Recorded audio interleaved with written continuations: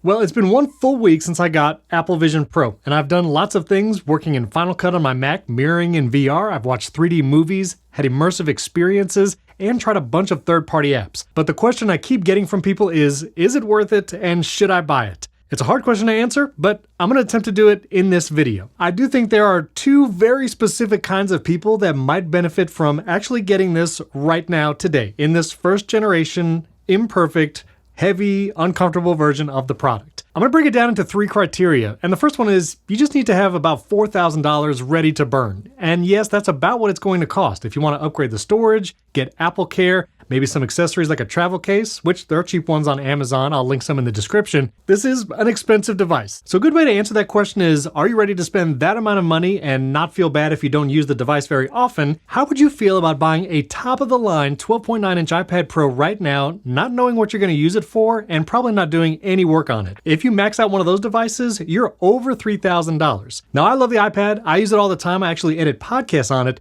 But for someone who just might be watching stuff on iPad or using it when they travel, would it be okay for you to spend over $3,000 on that device? If you would be okay spending that amount of money on an iPad Pro, maybe not using it every day, it's sitting around a lot of the time, well, that might get you one step closer to Apple Vision Pro. In the past week, I have found myself using it occasionally. Watching content on it is one of the best experiences, and I'll get to more of that in a second. I've tried working in it, mirroring my Mac screen. I've edited videos in Final Cut, just done administrative work, and that's pretty cool. I will say if you have a MacBook, especially a 14-inch, the smaller screen size like I do, it is really nice just to be able to put these on your face, and now you can have a huge Mac screen. There was one time I was editing a video in Final Cut on my 14-inch MacBook Pro, and the screen just felt a little too small. Well, I could put these on, and then it's like I'm working on an 80-inch screen. I had all the room I needed to edit in Final Cut. Now, as a longtime Mac user, that is one of the few use cases I've really enjoyed Apple Vision Pro, but most other productivity work, whether it's answering emails or managing lots of windows, I still find myself preferring my Mac Studio and Studio Display. Turns out computers are really good at computing things. But then comes the second criteria. If you have the money to spend and you really love watching movies, maybe even 3D movies, and you really want that in-home theater experience, well, this is probably going to give you one of the best experiences you can buy. Now, not everyone has a room they can dedicate to a home theater, building out a complete Dolby Atmos system, and if you were to buy a top-of-the-line OLED TV and maybe the Sonos Complete Immersive set, you're going to be spending over $4,000 as well. If you don't have the room to build something like that, but you have the money to do it, and you watch most things alone, and that's an important criteria, then maybe Apple Vision Pro is for you. I've watched several movies on Apple Vision Pro, and one of the most compelling ones was Spider-Man Into the Spider-Verse and Across the Spider-Verse. Watching those in 3D in Apple's cinema room on these is an amazing experience. Put in AirPods Pro 2, it sounds amazing as well. But if you ever plan on watching something with other people, then this is not going to do it. This is really a solo entertainment device, and even with you and a friend or family member having a second Apple Vision Pro, there is SharePlay. If you start a FaceTime call, you can watch something in sync, but it's not the same kind of VR experiences like you're both sitting in the same theater together, watching the same movie. Maybe it'll get there one day, and as digital personas get better, here's what mine looks like, that might be a really cool experience someday. I do find that not all 3D movies are the same. The Spider-Man Into the Spider-Verse movies looked really good, but then I also watched some of the Marvels, and there's a 2D and 3D version in the Disney Plus app. When I watched that movie in 3D, it really just looked like kind of a flat background with the characters popped out, almost like a diorama. I actually preferred finishing that movie in the 2D version. I was able to appreciate the action more. It just felt like a normal viewing experience, but I was watching it on a massive screen on the side of a lake. So some 3D movies are really great. Apple's immersive experiences, which I talked about in my last video about what convinced me that this is actually a really cool device. I'll put that video above or in the description, but there's only a few right now you can actually watch. The Alicia Keys Rehearsal Room, the Adventure Show with Heinlein, and the Dinosaur Show. Those are really, really cool. And those are some things you can experience right now for free. If you are even considering trying Apple Vision Pro, I would highly recommend make an appointment at your closest Apple store and get the 30-minute demo. You're going to see the best of the best that Apple Vision Pro has to offer, including those immersive experiences, watching part of a movie, and working with Windows. But do be careful, because I did have one friend go for the demo and walked out buying it. So you have been warned, just so you know. Now, it seems like in those Apple immersive experiences, some of these are episode 1 of maybe a season, and I would love to experience more immersive experiences like that. I could even see one day, which this doesn't exist yet, but fictional TV drama or movies in that immersive environment, that 180-degree feeling like you're there.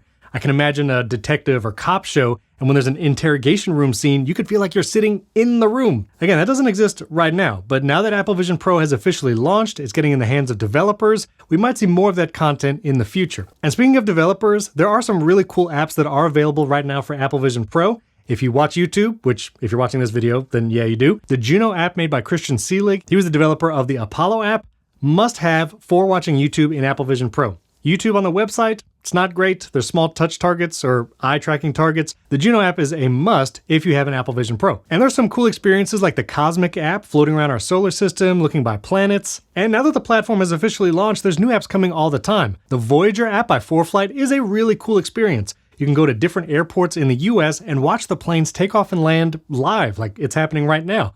Tap a plane, you could see information on it. Super cool app. There's also productivity apps that look really good in Apple Vision Pro. Fantastical looks amazing. Things 3 is also there, which my last video on the channel actually wasn't about Apple Vision Pro. It was about Fantastical and mastering your iPhone calendar. I'll link that above and in the description. But it's really cool that those apps are there. I just don't find myself doing any kind of productivity work aside from mirroring my Mac screen and editing video in Apple Vision Pro.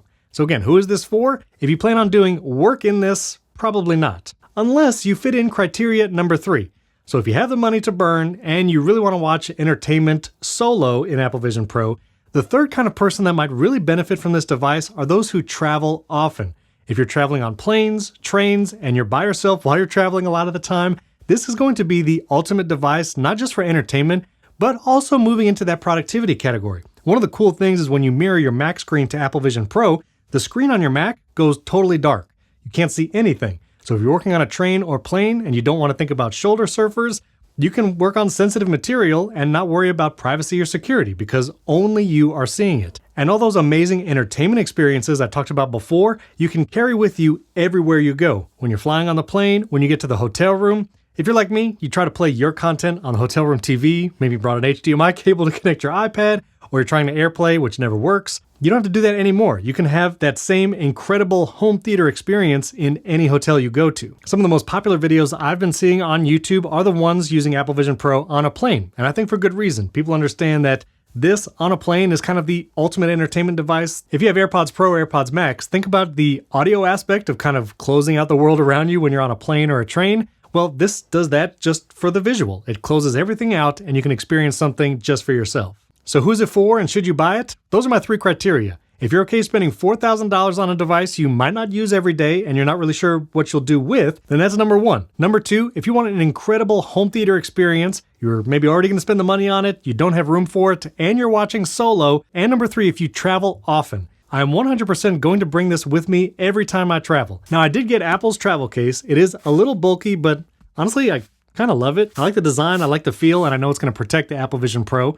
But there's some great third-party cases coming out right now. Waterfield just launched their Apple Vision Pro case. It looks way more compact, so it'll be easier to carry around. But if I'm ever flying, gonna spend some time in a hotel or anything traveling-wise, this is the device to take. And all that being said, kind of a 4th-ish criteria is you have to be okay with a first-generation device. Now, I had the original Apple Watch, the original iPad, and all of those devices, while really compelling and fun to use at the time, you do have to deal with some of the bugs of a first-generation device. Input on this is not great. I paired it with a Magic Keyboard. That helps a little bit, but you're not going to have that with you all the time. And so when you're on the plane trying to search for a movie by tapping and looking, it's going to feel a little weird. One of the things I heard on the Vergecast, yes, this is their shirt, is that your eyes have always been for consuming. Like content is always one direction. Your eyes are input. You look, you see, and your brain interprets it. Well, in Apple Vision Pro, your eyes are actually an output. They're a control, like a mouse. Or if you were using your iPad, like a finger. And it's a really different feeling to have your eyes be the thing that selects stuff in immersive space. You get used to it, it's not super awkward, but you also realize how often your eyes move around looking at different menu items, and little things like being able to Command Tab on a Mac to switch applications quickly.